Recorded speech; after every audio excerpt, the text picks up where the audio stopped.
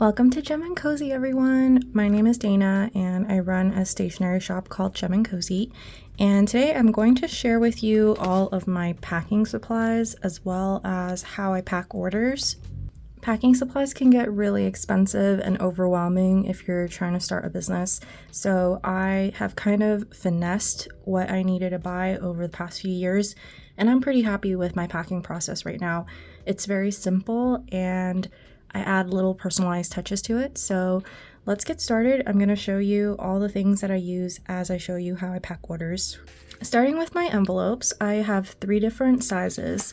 I mainly use rigid mailers because I am packing a lot of sticker orders, and sticker orders are small, so this is a 6x9 rigid mailer. I noticed that depending on the brand that you buy it from, the rigidity varies. So this one's relatively flexible compared to some other ones I've seen. This one is a 7x9 and this is stiffer. I prefer it to be stiffer, especially for my bookmarks, because if for whatever reason it gets damaged during transit and it bends, then the bookmark is going to get damaged too. But I noticed for stickers, this level of durability is fine. And I also have a 7x9 bubble mailer. I used to get the really fun prints on it from You Pack and Ship, and I do love these, but I noticed that there is more mail theft when the packaging is prettier, so I ended up switching it out to plain manila envelopes, but it's really up to you. I think it does add a really cute touch. I switched it over anyway, and I'm using the remainder of this feathery design that I have left. So here's my process when I pack orders. I start off with a little thank you card.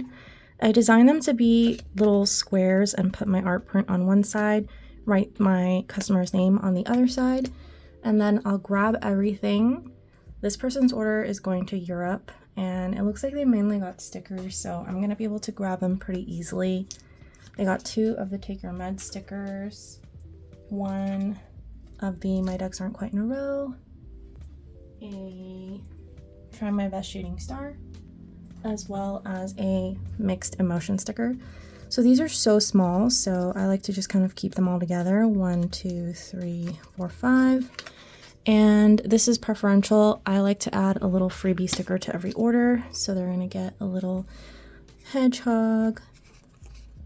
Okay, so once I have this together, what I like to do is use these little paper envelopes. And all of the supplies I use are in my Amazon supply list if you're interested. These are great because, one, it's paper, so we're not using plastic. They fit stickers perfectly.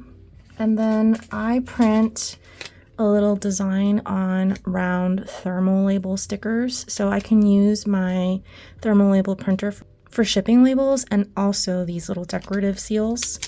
I noticed that these are just the easiest way to brand the packaging without making it too costly or too complicated.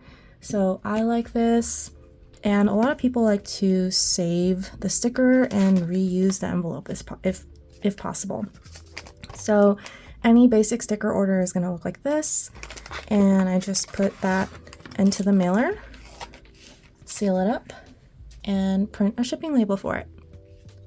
The most important thing that I've realized about packing supplies is their cost and their versatility, in addition to their durability.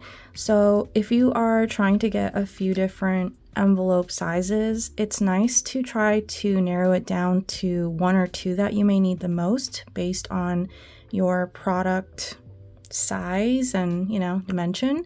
A lot of my products fit into flat mailers, so I don't really need boxes as much. So Alicia got a sticky note and a sticker. These are 3x3 post-it notes, and all of these stack perfectly into the same little brown bag. Let's add a little freebie, which makes it so much easier for me to pack sticky note orders. And I noticed that 3 sticky notes fit into one of these bags, which is perfect. For paper mailers, I have 3 different sizes, and I'm so glad that I discovered that paper bags come in this size. So this little one is great for just stickers or sticky notes and stickers, as long as the order has less than 3 sticky notes. This one is great for some of my notepads, and then if they got less than 4 sticky notes and stickers, I can stack 2 here and 2 here and still seal it too.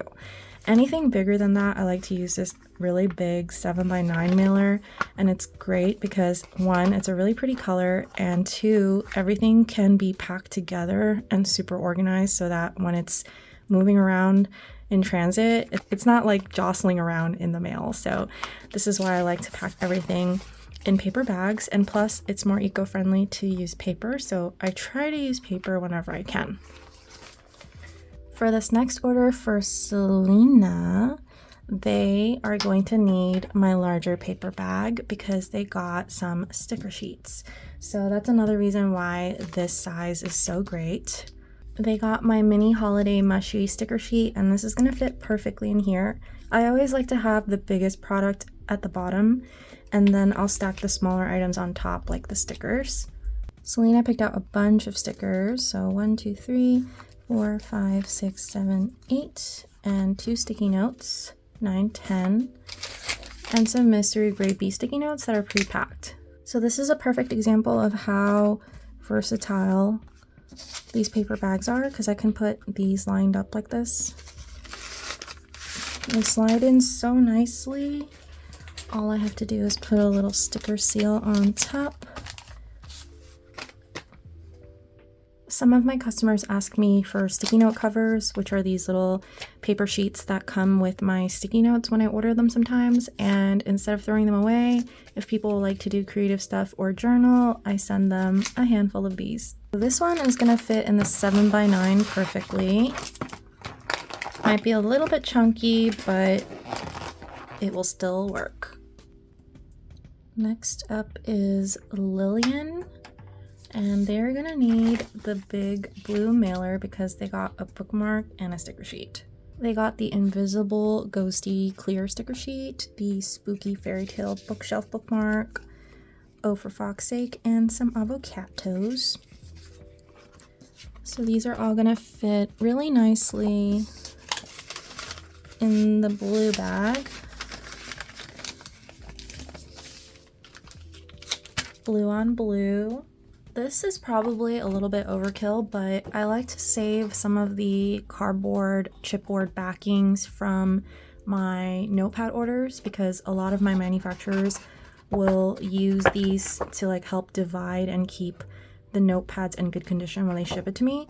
So instead of throwing it away, I use them as additional support when I'm mailing out some of my more sensitive orders, especially bookmarks, because I'm always worried that something is going to happen to them and someone is going to just bend the mailer. Like, that's what I imagine, and I'm like, no.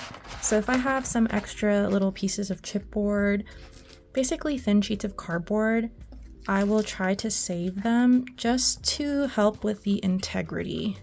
You can tell right away it's so much harder to bend. So what happens when I get a bigger order?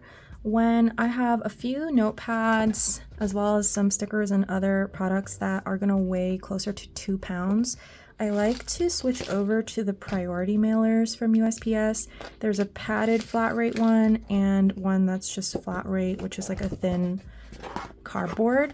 And what's really cool about these is that you can fit whatever you want in these and it will ship out for a flat rate. So you want to make sure that whatever you're shipping out is going to cost more than $8 or $9 in a regular packaging in order for this to be beneficial. So this is when things are really heavy. And the really good thing is this is like a 2-day priority mail shipping processing time. So I use these once in a while. And for boxes, I like to get these little corrugated, I don't know if I'm saying that right, boxes because you can build them like a little set. And they do cost more because they're already pre-cut like this, but I realize that it just saves me so much time not having to assemble boxes and tape them. The taping is what takes me a while. So this one you just build and it's so cute. I hope people reuse them when they get these orders. These are great for more sensitive things. So my cozy confetti, which is a combination of origami and mini stickers, I don't want that to get crushed, so I will use the box. And if I have a combination of origami, notepads, and bookmarks, they're all such different shapes that a box is best. So I have the 7x9, and I get these in a 50 pack on Amazon, and luckily I don't go through them very quickly, but that's what I do. And I love to repurpose little boxes that I get from my manufacturers. So this is a little batch of sticky notes that arrived, and after I remove everything, instead of throwing out these little boxes, I save them to repurpose. I'm really big on recycling packaging supplies whenever I can, because I feel like it's just so much more eco-friendly, and giving a box a second life just makes sense to me if I can. And of course, every brand is going to approach that differently. If the package and the unboxing process is a big part of someone's business model and, you know, package experience, and I think it's a little different, but mine is more about the products inside, so I will reuse boxes. Here's what this corner looks like on a good day.